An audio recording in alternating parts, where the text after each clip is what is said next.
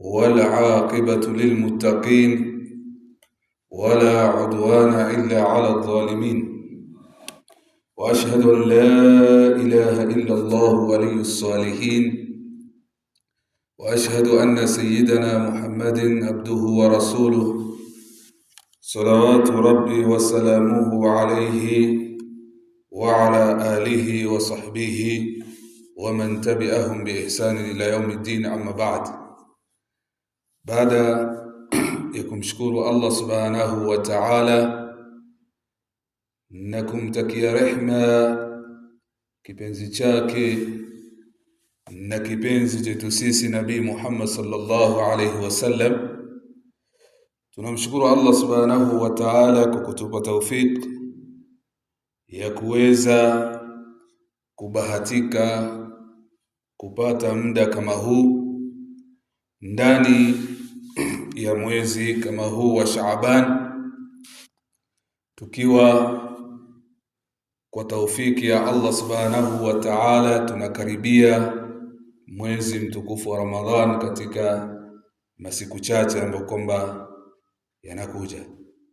Tunamuomba Allah subhanahu wa ta'ala kama alivyotufikisha Rajab na akatufikisha na Shaaban, atujalie tuwe ni wenye kufikia mwezi mtukufu wa Ramadhan tukiwa wazima na afya zetu, ili tuweze kutekeleza ibada anazoitaka Allah subhanahu wa ta'ala.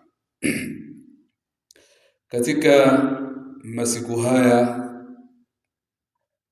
tutakuwa ni wenye kufanya darsa kadha kabla ya kufikiwa na mwezi wa Ramadhan, na itakapotufikia mwezi wa Ramadhan kwa uwezo wa Allah subhanahu wa ta'ala tutaendelea na darsa ambazo kwamba zitatolewa na maustadh mbalimbali katika hali ya kukumbushana na katika hali vile vile ya kunufaishana inshallah. Leo nakusudia kuzungumza utangulizi katika suala la saumu, kwa sababu ni ibada ambayo kwamba inatukabili. Itakuwa ni muhimu tukajikumbusha limoja au mawili ambayo kwamba yanahusiana na saumu. Kwa hivyo darasa ya leo tutaanza mbali kwa kuangalia maana ya saumu na historia vile vile ya saumu. Saumu ni neno la Kiarabu.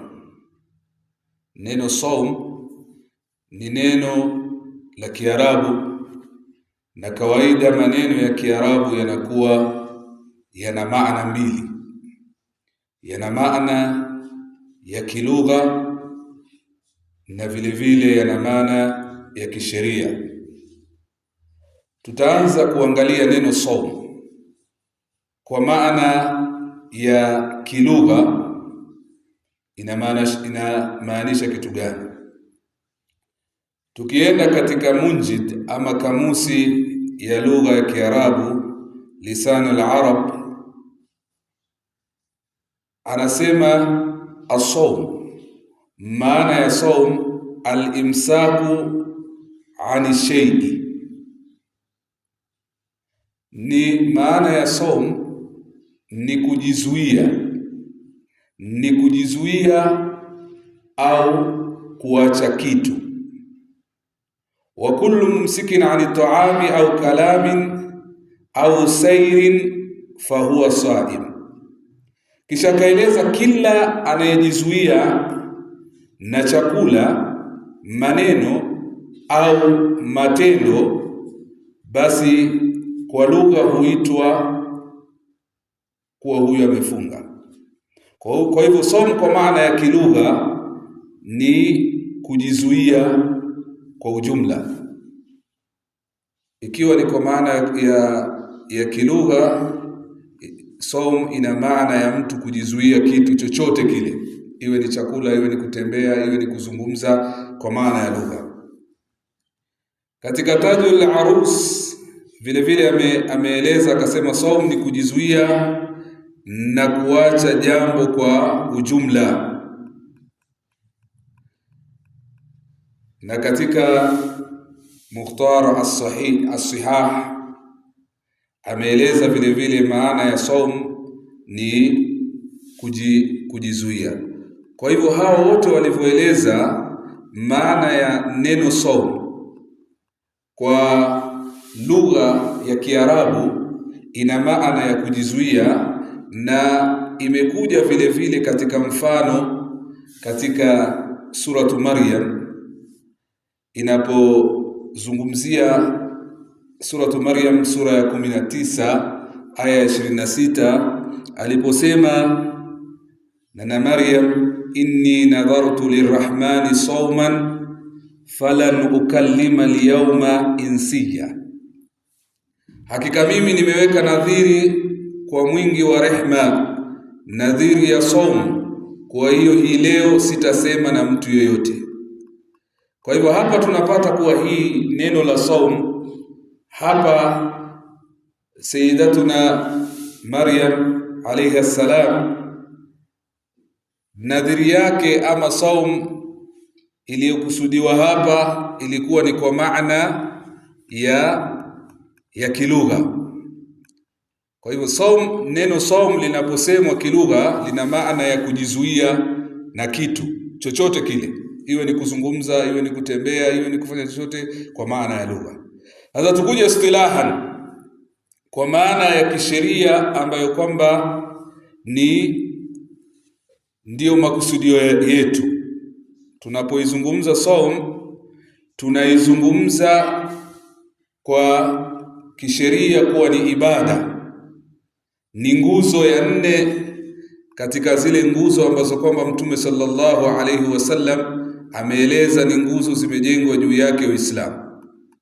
Asema as-saum shar'an, saum kwa maana ya kisheria, al-imsak ni kule mtu kujizuia anil mufattirat, na vitu vinavyofuturisha au vitu vinavyobatilisha ile saum, biniya, kwa nia maalum, ni kujizuia na vitu vinavyobatilisha kwa nia min tulu'il fajr as-sadiq ila ghurubi shams, kuanzia alfajiri ya kweli hadi kuzama kwa jua. Hii ndo maana ya saum kisheria, ni kujizuia kutokamana na vitu vinavyofunguza au vinavyoharibu saum kwa nia ya kujikurubisha kwa Allah subhanahu wa ta'ala kutoka inapoingia alfajiri ya kweli mpaka inapozama jua. Tutakuja katika darasa zinazofuatia, tutakuja kueleza hivi vinavyoharibu saum au zinazofunguza ni vitu gani, na zile ahkam ambazo kwamba zinahusiana na saum.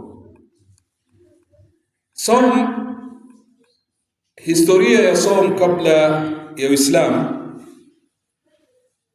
Katika aya tunayoisoma, aya 183, Allah subhanahu wa ta'ala asema, ya ayyuhalladhina amanu kutiba alaykumus siyam kama kutiba ala alladhina min qablikum la'allakum tattaqun, enyi mlioamini mmefaradhishiwa kufunga kama walivyofaradhishiwa wale waliokuwa kabla yenu, ili mpate kumcha Allah subhanahu wa ta'ala. Kwa hivyo hii peke yake inaonesha ni ishara, kama kutiba ala alladhina min qablikum, ni ishara ya kuonesha kuwa hili jambo lilikuwepo katika umma zilizokuja kabla yetu. Waarabu kabla ya Uislamu walikuwa wakijizuia na chakula na wakijizuia na maneno kule kuzungumza, wakiifanya kama vile ibada au nadhiri au kuomboleza.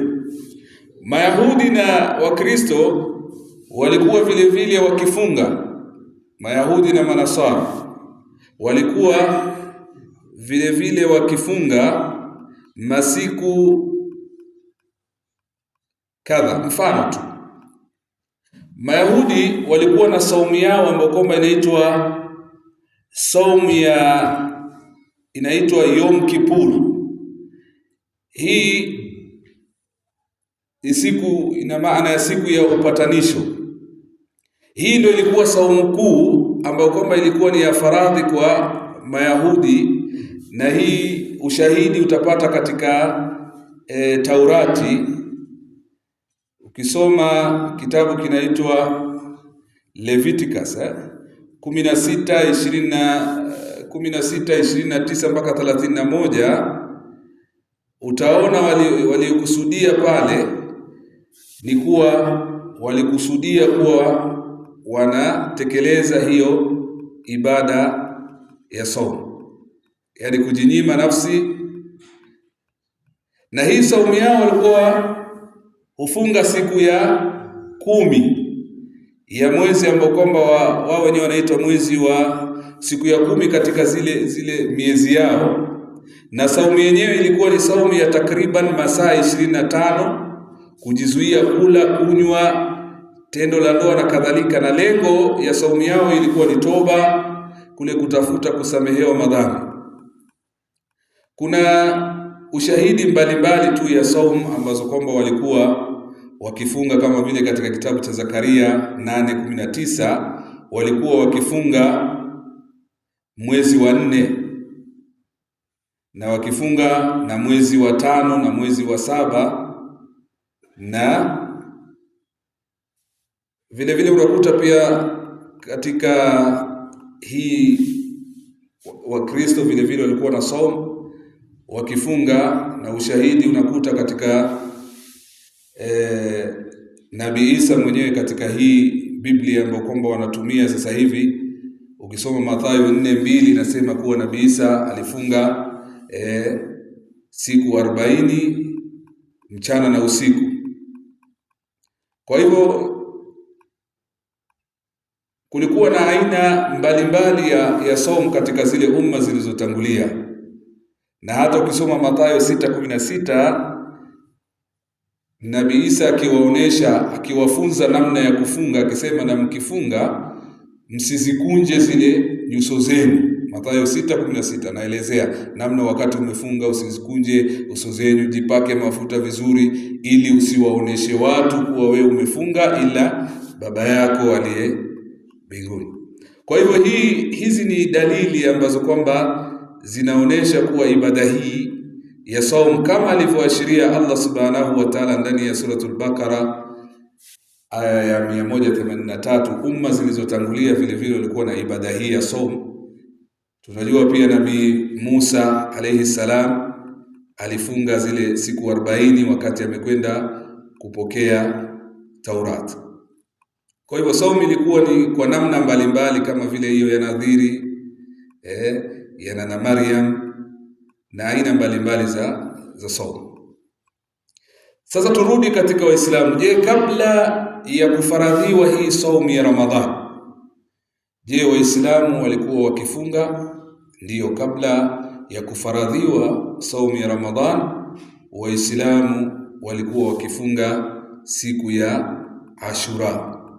Ashura ni Mtume sallallahu alaihi wasallam alipokwenda kule Madina, waliwakuta wale Mayahudi wakifunga ile siku ya Ashura, akisema sisi tuwafunga kusherehekea kuangamizwa kwa Firaun na kunusuriwa Bani Israeli. Basi Mtume sallallahu alaihi wasallam akasema sisi tuna haki zaidi kuifunga hiyo siku. Na unapata hadith pia wale Makureish, hadithi imepokelewa na Bukhari na Muslim, ilikuwa hii siku ya Ashura ikifungwa na Makureish kabla ya Uislamu. Na ilikuwa mwanzo ya Uislamu kufunga siku ya Ashura ilikuwa ni wajibu. Kisha ilipofaradhiwa saumu ya Ramadhan, basi ikawacha kuwa ni wajibu. Faman shaa sama wa man shaa taraka, ikawa sasa tena si wajibu.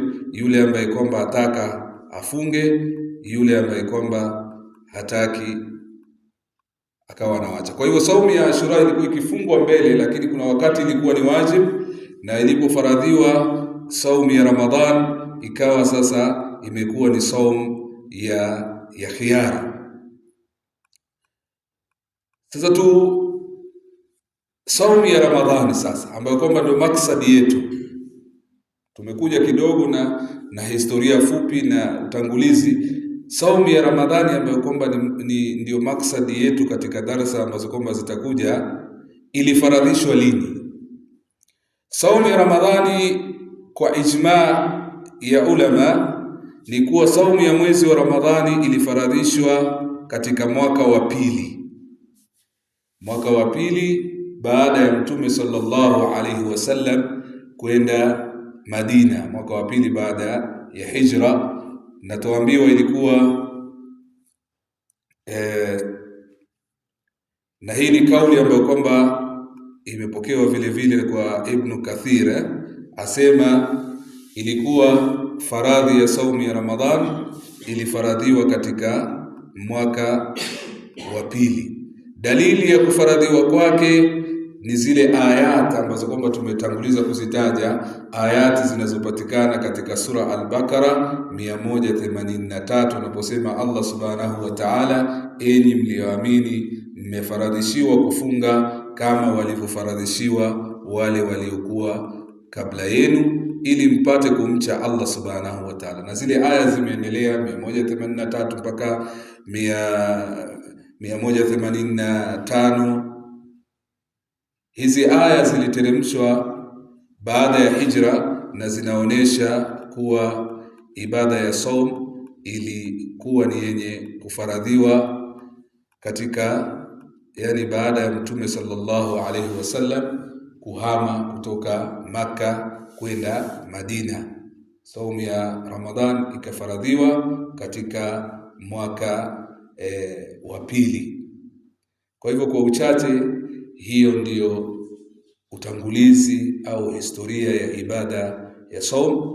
Inshallah Allah subhanahu wa ta'ala akituwafikia, tutakuwa ni wenye kuendelea sasa kuieleza ibada hii ilipofaradhiwa, ufaradhi wake ni kwa nani, ahkam zake ni zipi. Inshallah Allah subhanahu wa ta'ala akituwafikia. Subhanallah wa bihamdi, subhanakallahumma bihamdika, nashhadu an la ilaha illa anta, nastaghfiruka wa natubu ilayk. Subhana rabbika rabbil izzati amma yasifun, wassalamu ala mursalin, walhamdulillahi rabbil alamin.